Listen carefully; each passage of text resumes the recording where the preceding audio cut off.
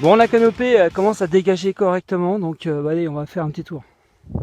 Des babybous, juste au pied là. Bon alors, sans trop bouger, donc 3 connecticut, un autre à côté. On a un là, un devant. On va aller voir la rose. En fait, la rose, c'est une galeuse d'ésine. On va aller voir sa copine. Ouais, pas de doute, c'est bien une galeuse. Avec une gale qui a du mal à se développer, mais ça va venir. Bon, les deux là, c'était censé être des blue ballets, mais apparemment non. Ni celle-là, ni celle-là. Celle-là, elle est balèze en plus. Hein. Donc j'ai dû mélanger les graines, hein, tout simplement. Pareil, c'est censé être du blue ballet, mais ça n'a pas du tout la forme. Ni celle-là, ni celle-là. Voilà, on est déjà plus dans le blue ballet. Voilà, ça c'est ce que j'appelle du blue ballet. Du blue ballet, c'est chouette. Du potimarron à gros fruits. Voilà, voilà. Ici, juste à mes pieds là. Voilà, juste là. Et puis les Red Curry, ils sont là-dedans là. Alors, ouais, c'est un peu le bordel. On va jeter un coup d'œil quand même. Non, je sais pas, j'en sais rien. Donc je sais pas si c'est du red curry ou du gros fruit, j'en sais rien. J'arrive pas à faire la différence. Je me demande au final si j'en ai vraiment planté du red curry. Tiens, un de plus qui sait pas ce qu'il plante dans son potager. Alors ça, du liseron, en veux-tu, en voilà. C'est joli, hein. Bon, tant que ça n'empêche pas les fruits de grossir, en plus ça fait un couvert, on va dire que c'est pas si méchant que ça. Une musquée de Provence. Bon allez, on va essayer. Il y en a une autre là-bas. On va essayer d'avancer et puis d'essayer de les découvrir un peu. Là j'ai fait 1 mètre en bordure du chemin. Voilà, donc on va continuer. Là je suis à 3 mètres en bordure du chemin. Voilà, on va continuer. Juste à côté, une mini violina.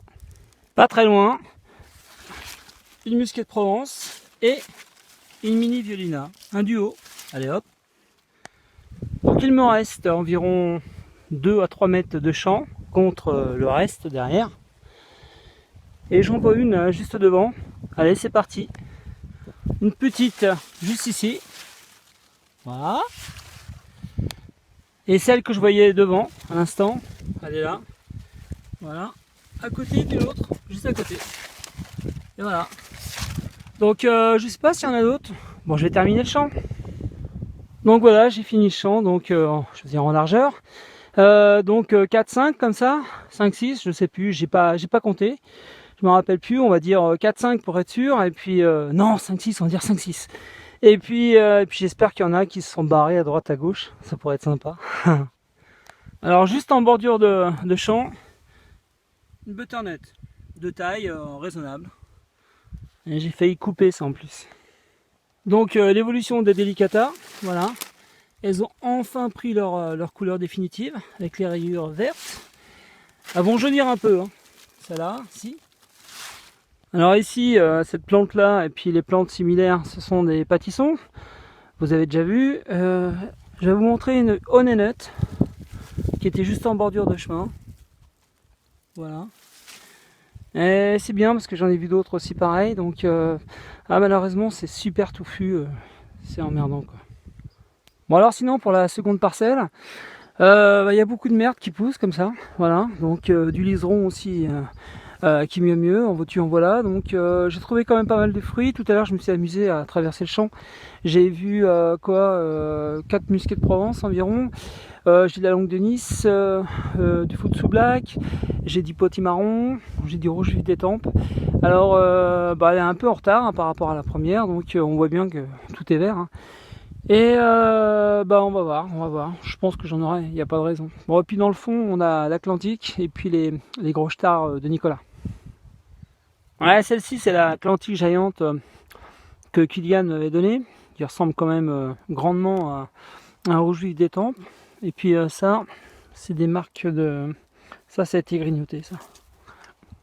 Tant que ça reste comme ça va. Mais sinon, je suis dans le coin des butternuts. C'est la première fois que j'en aurai des aussi grosses. Et juste à côté, regardez.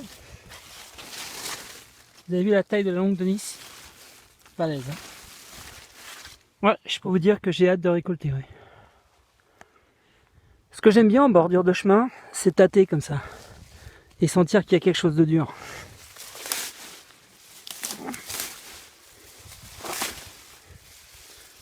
Une longue de Nice. C'est en cadre là.